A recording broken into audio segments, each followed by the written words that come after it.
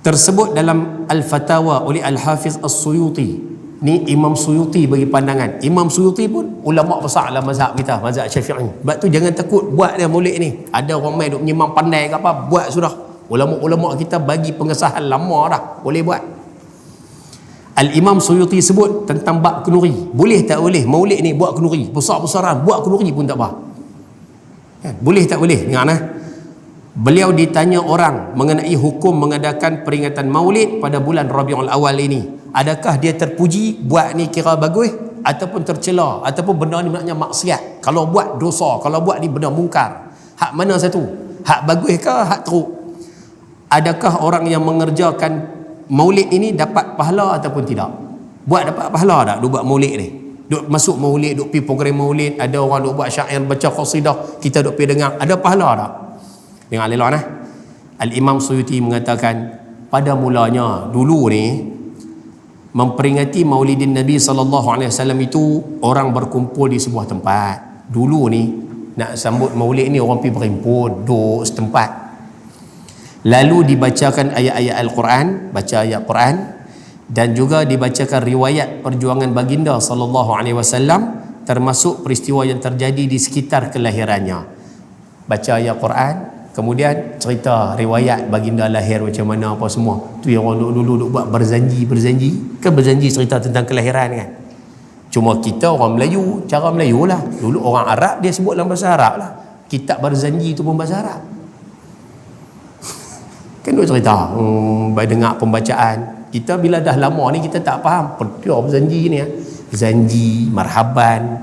Macam kita tak faham kan. Yang kita duk tengok orang marhaban tarik kita kemas suara tinggi, duk cara suara ya. Cerita yang sebut kita tak tahu. Bila budaya bacaan marhaban, berjanji, burdah apa semua ni mai belah kita ni kita tak apa faham. Jadi ulama-ulama belah kita ni ubah cara sikit. Cara apa Ustaz? Tak baca dah berjanji tu, tak baca burdah tu, habis tu buat apa Ustaz? Panggil orang main ceramah, cerita tentang Nabi SAW. Nabi lahir pada hari Isnin, Nabi lahir waktu pagi, waktu baginda lahir dalam keadaan jari keluar, ada riwayat kata macam ni kan, keluar dalam keadaan mentauhidkan Allah, tanda mentauhidkan Allah. Kemudian lahir dalam keadaan, bila lahir disebutkan ada yang kata sebut subhanallah, ada yang kata alhamdulillah, tak menangis seperti orang lain. Lahir dalam keadaan maqtu' surah, tali pusat putus siap dah. Tutup guru kita duk main cerita macam tu kan. Kita dah dengar tutup guru kita duk main cerita kelahiran Nabi SAW tahun gajah, time tahun tersebut Abrahah mai serang kota Mekah, Allah Ta'ala hantar burung ababil kan. Duk dengar cerita-cerita macam tu. Tutup guru kita ubah cara. Tujuan dia apa? Nak bagi kenal dengan baginda sallallahu alaihi wa ala alihi wasallam. Boleh faham betul no? Selesai. Tapi dulu duk baca tu lah, maulid, burdah, berjanji apa semua tu lah. Sesudah itu, lepas habis bacaan duk cerita tu, dia hidangkan jamuan bagi makan. Kemudian bubar. Maksudnya habis tu baliklah, lepas makan baliklah. Apabila upacara peringatan maulid dilaksanakan seperti itu, kalau upacara maulid tu lebih kurang macam tu suasana dia, maka hal itu kata Imam Suyuti termasuk dalam bid'ah yang baik, benda baru yang baik, yang diberikan pahala orang yang mengerjakannya. Siapa buat dapat pahala.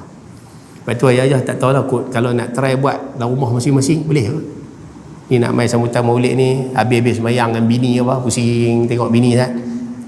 Try lah ni, kenal Nabi Muhammad sallallahu alaihi wasallam. Dia tak kenal Nabi Muhammad tu nabi kita. Nabi beranak bila? Dia hari Isnin. Berapa bulan? 12 Rabiul Awal. Anak Nabi SAW berapa orang?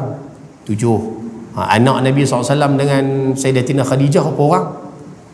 Bini jawab 6. Yang seorang lagi tu dia kata Maryah Qibtiyah. Okey. Anak Nabi SAW dengan Maryah Qibtiyah nama apa? Dia kata nama Ibrahim. Okey.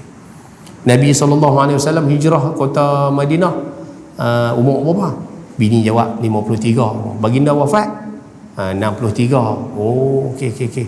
Baginda wafat hari apa? Dia kata hari Isnin ke? Kemas hang tu. Dia kata mau tahu kan. Jadi walaupun nampak simple, tapi itu naknya tazkirah peringat. Kadang kita nak beralih belakang, auzubillahi minasyaitanirrajim, bini kita suruh buat kemas, rokok mulut tak lepas daripada tangan. Nak buat tu nampak kemas sangat saya. Tu satu contoh lah. Peringat tak? Kan? Habis-habis tanya tu orang terror lah, jom kita pergi makan. Makan. Nuri. Tak, contoh lah, nak buat contoh, kata rupanya boleh dihidupkan suasana seumpama tu. Baik. Boleh no? Selesai. Ada lagi ulama besar yang lain, antaranya Al-Imam Sayyid Ahmad Sayyid Zaini Dahlan. Ni ulama besar mazhab Syafi'i di Mekah Mukarramah. Mazhab kita tak. Sebab tu kalau orang yang pegang mazhab Syafi'i duk kata maulid ni tak boleh, maulid ni tak boleh, ni ulama-ulama besar lah mazhab kita ni. Apa Al-Imam Sayyid Ahmad Zaini Dahlan ni mufti mazhab Syafi'i terakhir di kota Mekah. Terakhir di kota Mekah. Dulu Mekah ni 4 mazhab semua ada sana. Salah satunya antaranya Imam Sayyid Ahmad Zaini Dahlan. Ni mufti mazhab kita yang terakhir di Mekah. Lepas dia jadi mufti, Wahabi ambil alih kota Mekah. Tak ada lah. Sampailah mana ada mufti mazhab Syafi'i di Mekah, tak ada lah. Lepas beliau, Wahabi ambil alih. Baik. Sayyid Ahmad Zaini Dahlan dalam kitab dia sebut, dalam kitab beliau Sirah Nabawiyah menyatakan telah terbiasa bagi masyarakat ramai. Ni dia cerita suasana yang berlaku di Mekah waktu tu. Lepas tu ayah boleh tengok lah, ada viral balik video macam mana orang Mekah dulu buat sambutan maulid. Jangan tinggal amalan ni, jangan tinggal, jangan tinggal. Kan Allah Ta'ala suruh kita ingat bi ayyamillah, ingat hari-hari kebesaran Islam. Ni hari-hari kebesaran Islam ni maulid. Kita bukan apa, kita takut nanti masyarakat kita mula tinggal hari maulid ni, orang pakat lupa gitu. Lah kali tak mau fikir dah, tak mau ingat dah. Dia jadi macam hari-hari biasa. Kita tak mau. Pasal lah kalau perasan hari kebangsaan negara kita pula dah jadi biasa, perasan tak? Jadi biasa, jadi basi, orang tak rasa apa. Dulu sebelum ni 10 tahun lepas kita tengok bila mai hari kebangsaan orang pakat seronok. Sedangkan hari kebangsaan itu bagus ke ingat, Ustaz? Hari kebangsaan tu pun patut untuk kita ingat perjuangan orang-orang terdahulu membebaskan negara kita daripada penjajah. Tapi hari itu pun orang lupa lah. Dia jadi basi, tengok biasa. Dia tak rasa apa. Kita takut sampai satu tahap duk kena torture teruk, peristiwa maulid pun jadi macam tu. Ini kita tak mahu. Faham apa pasal saya? Tengok noh. Ada Ustaz, apa kaitan hari kebangsaan? Tak apa, hari kebangsaan boleh sambut.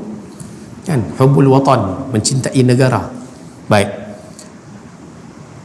Dalam kitab Sirah Nabawiyah, Sayyid Ahmad Zaini Dahlan menyatakan telah terbiasa bagi masyarakat ramai, orang awam masa tu, zaman beliau tu, berdiri tegak apabila mendengar riwayat kelahiran Nabi SAW. Bila cerita tentang baginda SAW, semua pakat bangun. Biasa, budaya tu biasa zaman tu. Berdiri tegak untuk menghormati kelahiran Nabi SAW itu sangat baik. Diri tegak cerita tentang riwayat baginda ni, berdiri sangat baik. Itu tanda kita menghormati. Dan cara-cara seperti itu telah ditiru oleh cerdik cendekiawan yang lainnya. Lepas tu orang-orang cerdik pandai semua pakat tiru. Sebab tu kita kalau masuk dalam majlis yang ada orang besar masuk, kita diminta berdiri. Budaya tu biasa, dan budaya tu ada dalam sunnah. Kan Nabi SAW duduk dalam majlis, tiba-tiba masuk Sayyidina Sa'id bin Mu'az ataupun Sa'id bin Ubadah, antara dua tu lah. Ni tokoh Ansar, tokoh orang Madinah. Bila masuk Nabi sebut, qumu li sayyidikum. Pakat bangun ni, hormat ketua kamu. Bangun, hormat ketua kamu. Bangun, berikan hormat pada ketua kamu hak masuk ni. Qumu li sayyidikum. Bangun, hormat kepada ketua kamu. Kalaulah orang yang ada kedudukan pun kita perlu hormat. Sekarang ni kita sedang sebut manusia yang paling tinggi kehormatan. Takkanlah kita tak bangun. Hari ni tak payah bangun lah, sekejap hidup cara-cara ni pakat bangun berdiri pula. Dah lah. Maksud dia sebab tu kalau perasan bila orang baca maulid, orang baca apa, purdah, kadang-kadang kita tengok ada masa sampai satu tahap dia akan bangun ramai-ramai. Tu kena faham. Pasal apa bangun tu hari ni kita kena faham. Mereka bangun tu, mereka pakat bangun tu pasal boleh jadi waktu tu sebut tentang nama Nabi SAW, terus pakat bangun. Tanda hormat. Kena tahu tu kaidah kita siapa tengah-tengah duduk baca bakat bangun ramai-ramai. Hari ni kita tahu bangun tu ada sebab. No, baik.